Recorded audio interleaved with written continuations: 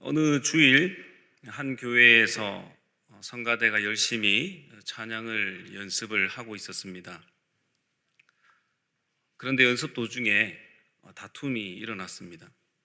소프라노가 말했습니다. 우리 목소리가 제일 아름다우니까 우리가 찬양의 중심이 되어야 돼. 그러자 테너가 말했습니다. 아니야, 우리 테너가 없으면 찬양의 깊이가 떨어져. 이를 듣고 있던 베이스가 말했습니다. 너희는 다 틀렸어. 우리가 받쳐주니까 지금 좋은 소리가 나는 거야. 우리가 없으면 찬양이 무너진다고. 이 얘기를 듣고 있던 지휘자가 나긋한 목소리로 말했습니다. 여러분, 찬양은 경연이 아닙니다. 찬양은 조화를 이루는 것입니다. 우리가 신앙생활을 하다 보면 교회에서 여러 가지 일로 인해서 다툼이 일어나는 일이 있습니다. 그런데 이러한 일이 오늘 본문의 고린도 교회에도 있었습니다. 고린도 교회에도 누가 더 중요하냐, 누가 더 크냐의 다툼의 문제가 있었습니다. 방언하는 사람, 통역하는 사람, 예언하는 사람, 신유의 은사가 있는 사람, 이러한 사람들 가운데에 경쟁과 분열이 있었습니다. 고린도 교회는 성령의 은사가 풍성한 교회였지만 은사 때문에 다툼이 많았던 교회였습니다. 어떤 사람들은 자신의 은사를 자랑했습니다. 방언하는 사람들은 우리는 영적으로 특별하고 더 많은 은사를 가졌어 라고 말했습니다. 예언하는 사람들은 우리가 더 깊은 깨달음을 가지고 있지 라고 주장했습니다. 병고침의 은사를 가진 사람들은 우리에게 더 큰 능력이 있다라고 주장했습니다. 그들은 서로를 비교하면서 점점 교만해져 갔습니다. 반대로 어떤 사람들은 소외감에 빠졌습니다. 나는 기도밖에 할 줄 모르는데 이제 어떻게 하지? 나는 찬양밖에 할 줄 모르는데 어떻게 하지? 나는 별로 교회에서 중요한 사람이 아닌 것 같아 라고 생각을 하면서 서로 비교하고 소홀해지는 사람들이 생겨났습니다. 이런 상황 가운데서 바울은 오늘 본문의 말씀을 통해서 교회는 하나의 몸이다 라는 비유로 해결책을 제시하고 있습니다. 우리 오늘 본문 고린도전서 12장 12절에서 14절까지 말씀을 함께 읽어볼까요? 함께 읽겠습니다. 몸은 하나인데 많은 지체가 있고 몸의 지체가 많으나 한 몸인과 같이 그리스도도 그러하니라. 우리가 유대인이나 헬라인이나 종이나 자유인이나 다 한 성령으로 세례를 받아 한 몸이 되었고 또 다 한 성령을 마시게 하셨느니라. 몸은 한 지체뿐만 아니요 여럿이니. 아멘. 당시 고린도는 아가야 지역의 수도로서 무역과 상업의 중심지였습니다. 그래서 각기 다른 문화와 지역, 인종의 사람들이 고린도 지역에 살았습니다. 그들 중에는 유대인과 헬라인, 그리고 종과 자유인이 있었습니다. 그들은 피부색도 달랐고 출신도 달랐으며 사용하는 언어도 달랐습니다. 특별히 유대인들에게는 그릇된 선민의식이 있었습니다. 우리가 볼 때에 유대인이나 헬라인이나 다 거기서 거기 아닐까, 모든 같은 사람처럼 보입니다. 그러나 2000년 전 철저한 선민의식에 사로잡혀 있었던 유대인들의 입장에서 보면 이방인들은 그저 사람이 아닙니다. 짐승에 불과하죠. 아니, 지옥의 땔감이라고도 이야기해도 전혀 손색이 없었습니다. 종이나 자유인은 어떻습니까? 당시 사회는 엄연한 계급 사회요, 노예 제도가 합법화된 그러한 사회였습니다. 종이, 자유인, 즉 주인과 함께 사는 것은 상상할 수도 없는 일이었습니다. 이러한 차이는 서로에게 우월감을 불러일으키기도 했고 열등감을 낳기도 했습니다. 여러분, 이것이 바로 세상의 구조입니다. 그러나 교회는 어떤 곳입니까? 교회는 세상과 다른 곳입니다. 교회는 인종, 민족, 신분으로 나뉘어지는 곳이 아닙니다. 교회는 예수 그리스도로 한 몸을 이룬 공동체입니다. 그래서 바울은 서로 상극일 수밖에 없는 그들, 유대인이나 헬라인이나 종이나 자유인이 한 성령으로 세례를 받아 한 몸을 이루었다라고 말씀하고 있습니다. 여러분, 세례가 무엇입니까? 세례는 예수 그리스도로 인하여서 나의 죽음, 예수 그리스도의 죽음과 연합을 통해서 나의 옛 사람이 죽고 예수 그리스도의 부활과 연합하여 내가 새로운 사람으로 다시 거듭나는 것입니다. 따라서 이미 세례받은 우리는 오직 예수 그리스도로 연합된 존재입니다. 예수 그리스도 안에서 연합된 사람이다라는 것이죠. 바울은 예수 그리스도와 연합한 우리를 가리켜 한 성령을 마신 사람들이라고 표현합니다. 우리가 성령을 마셨다라는 것은 물 세례에 이어서 성령 세례를 받았다는 것을 의미합니다. 우리가 물 세례를 받았다는 것은 예수 그리스도께서 우리의 구주 되심을 믿음으로 인정하는 것입니다. 그리고 그것은 성령의 역사가 아니고서는 일어날 수가 없는 일이죠. 고린도전서 12장 3절 말씀에 이렇게 말씀합니다. 성령으로 아니하고는 누구든지 예수를 주시라 할 수 없느니라. 성령 안에서 우리는 예수 그리스도와 한 몸을 이루는 존재가 되었습니다. 여기에는 유대인이나 헬라인이나 종이나 자유인의 구별이 있을 수가 없습니다. 왜입니까? 이미 다 한 성령으로 세례를 받아 한 몸을 이루게 되었고 다 한 성령을 마셨기 때문입니다. 이처럼 초대교회는 다양한 부류의 사람들이 그들이 처해 있는 각각의 현실의 삶 속에서 주님으로부터 부르심을 받아 한 몸을 이룬 공동체가 되었습니다. 그래서 바울은 다툼이 있는 고린도 교회를 보면서 그들을 향해서 말씀하고 있습니다. 우리 오늘 본문 고린도전서 12장 15절에서 16절 말씀을 다 같이 한번 읽어볼까요? 함께 읽겠습니다. 만일 발이 이르되 나는 손이 아니니 몸에 붙지 아니하였다 할지라도 이로써 몸에 붙지 아니한 것이 아니요 또 귀가 이르되 나는 눈이 아니니 몸에 붙지 아니하였다 할지라도 이로써 몸에 붙지 아니한 것이 아니니. 아멘. 인간의 신체는 팔, 다리, 눈, 귀, 코 여러 가지 다양한 부위들이 있습니다. 모든 부위가 다 다르지만 어느 부위 하나 필요하지 않은 곳이 없습니다. 저도 몇 달 전에 평소에 하지 않는 박스를 접어서 차곡차곡 포개어서 계단으로 내려가다가 그만 다리를 헛디뎌서 한 일주일 정도 반깁스를 하고 있었던 적이 있었습니다. 평소에는 알지 못하지만 다쳐보면 그제서야 우리 몸이 얼마나 소중한지 깨닫습니다. 팔이 없으면 걸을 수는 있지만 물건을 사용하는 데 많은 지장이 있습니다. 다리가 없으면 물건을 사용하는 데는 문제가 없지만 그 물건이 있는 곳으로 이동하기 어렵습니다. 손이 없으면 잡고 싶은 물건을 잡을 수가 없습니다. 또 귀가 없으면 상대방의 말을 듣지 못합니다. 눈이 없으면 아무것도 볼 수 없습니다. 이 얼마나 불편한 상태입니까?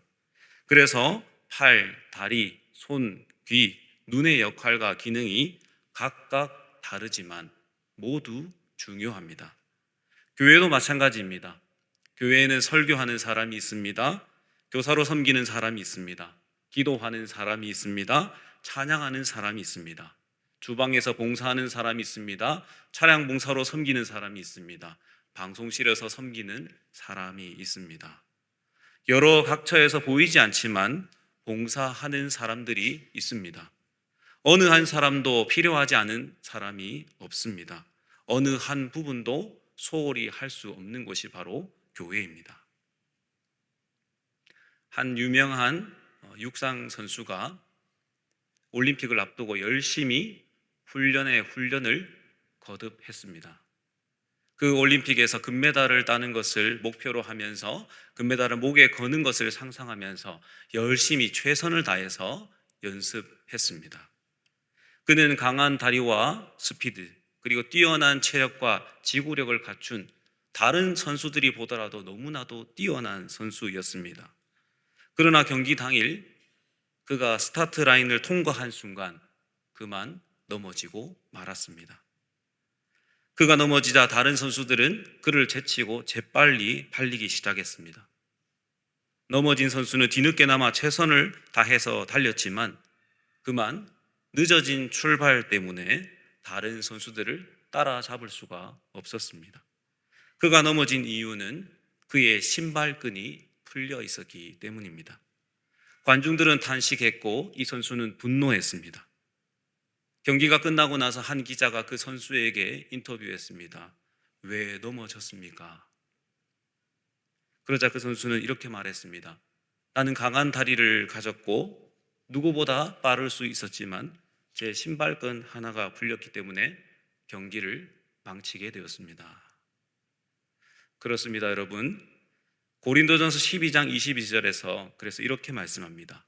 그뿐 아니라 더 약하게 보이는 지체가 도리어 요긴하고, 모든 은사는 하나님께서 필요하기 때문에 주신 것입니다. 교회가 건강하게 성장하려면 우리는 모두 서로 협력하고 인정해야 합니다. 그러면 은사만으로 교회가 건강해질 수 있을까요? 아니죠. 은사가 바르게 사용되려면 반드시 성령의 열매가 필요합니다. 우리 오늘 본문 갈라디아서 5장 22절에서 23절 말씀을 다 같이 읽어볼까요? 함께 읽겠습니다.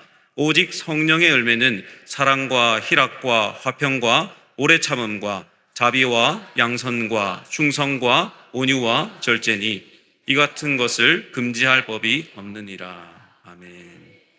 성령의 은사는 능력입니다. 그러면 성령의 열매는 무엇입니까?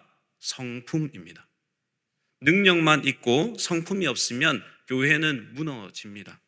성령의 열매는 하나님의 영이 믿는 자들에게 안에 거하심으로 말미암아 생겨나는 성품입니다.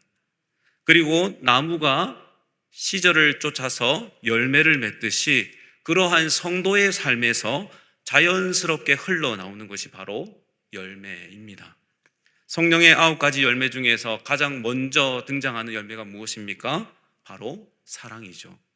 이 사랑은 하나님께로부터 나옵니다. 특별히 오늘 본문 가운데 사용된 사랑은 아가페입니다. 아가페는 조건 없는 사랑을 의미합니다. 사랑은 공동체에 드러나는 성령의 역사하심입니다. 사랑에 기초한 성령의 열매는 다음과 같습니다. 희락은 헬라어로 카라입니다. 이 기쁨은 하나님 때문에 기뻐하는 것을 의미합니다. 화평은 하나님 덕분에 불안해하지 않고 안식을 누리는 상태입니다. 오래 참음은 충분히 흔들릴 수 있는 상황에서도 조급해하지 않고 평온함을 유지하는 마음입니다. 자비는 친절입니다.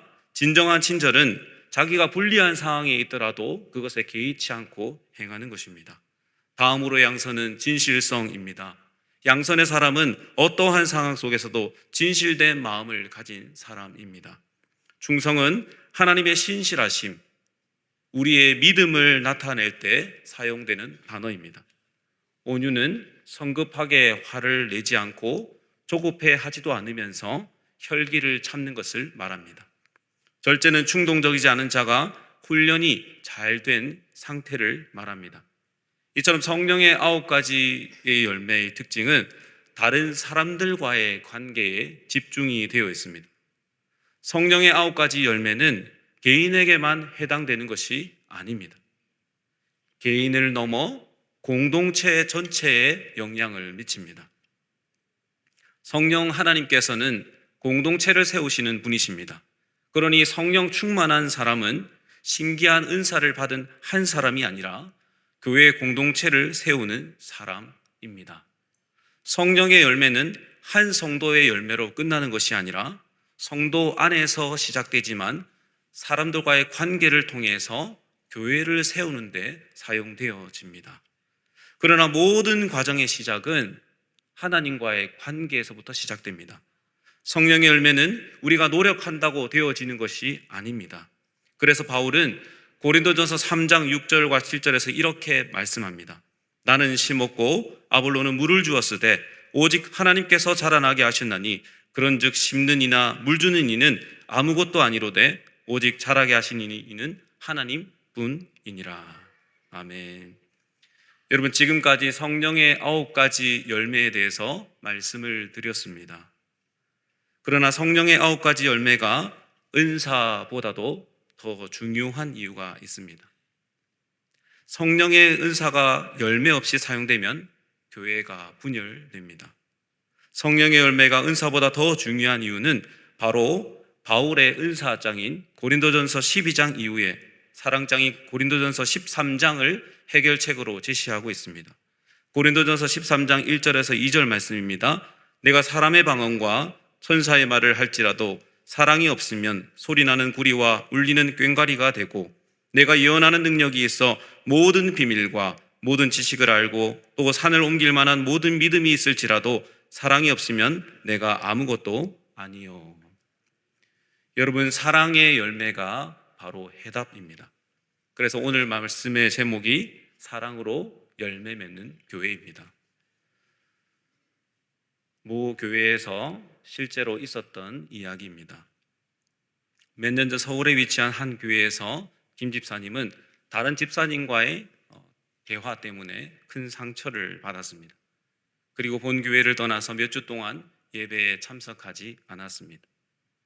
이를 알게 된 장로님들과 권사님들이 김 집사님의 집을 방문하기를 원했습니다. 그러나 여러 차례 거절을 당했습니다. 이후 몇 차례 연락을 계속해서 집사님과 커피숍에서 만나 이야기를 나누기로 했습니다. 장로님과 권사님은 그곳에서 집사님을 만나서 함께 이야기를 나누었습니다. 그리고 그 집사님의 이야기를 경청했습니다. 그들은 진심 어린 마음으로 김 집사님의 마음을 이해하고 위로하며 함께 기도하는 시간을 가졌습니다. 교회 공동체의 이러한 사랑과 관심 때문에 김 집사님의 마음이 안정을 찾게 되었습니다. 결국 김 집사님은 교회로 돌아와 공동체의 소중함을 다시금 깨닫게 되었습니다. 여러분, 이런 실제적인 사랑의 실천이 교회를 더욱 든든히 세워가는 힘이 됩니다. 여러분, 사랑에는 힘이 있습니다. 사랑은 성도를 세워줍니다. 사랑은 성도를 위로해줍니다. 사랑은 서로를, 교회를 든든히 세워가는 열쇠입니다. 성령의 열매 중 가장 중요한 것은 사랑입니다. 교회에서 사랑이 없는 은사는 자기 자랑이 됩니다. 여러분, 사랑에 절제를 더하면 금상첨화입니다. 사랑으로 시작하고 절제로 마무리할 때에 교회는 건강한 교회가 될 줄로 믿습니다.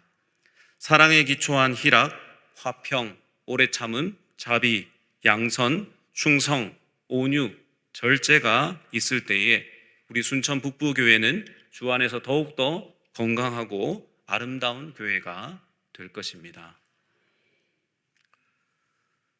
지난 3년간의 시간이 참으로 빠르게 지나갔습니다.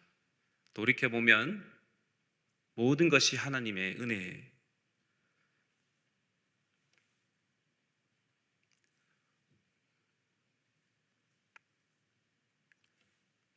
모든 것이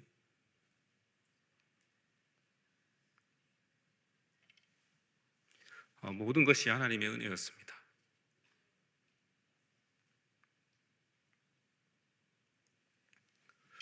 북부교회는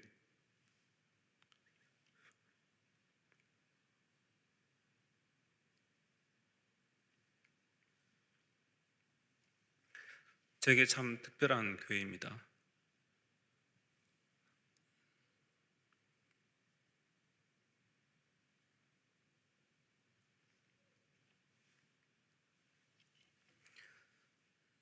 먼저 사역에 기회를 주신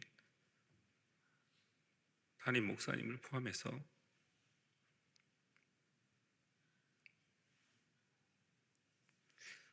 존경하는 우리 장로님들 덕분에 이렇게 귀한 교회에서 사역할 수 있었습니다.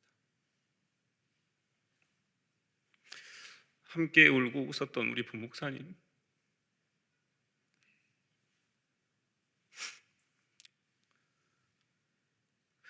그리고 우리 전도사님들께 참 감사를 드립니다.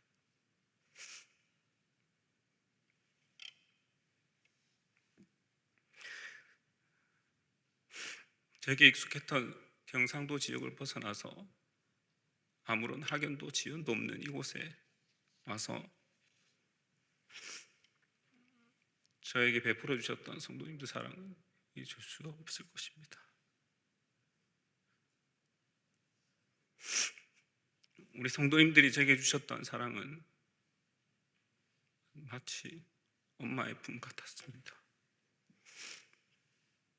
낯선 곳에서 사역을 시작하면서 저는 이런 다짐을 했습니다.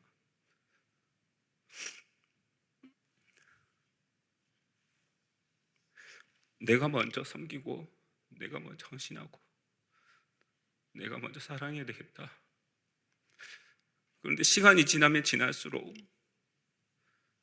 저를 먼저 더 섬겨주시고, 제게 더 많은 사랑을 주시고, 저를 위해 기도해 주시는 우리 성도님들을 보았습니다.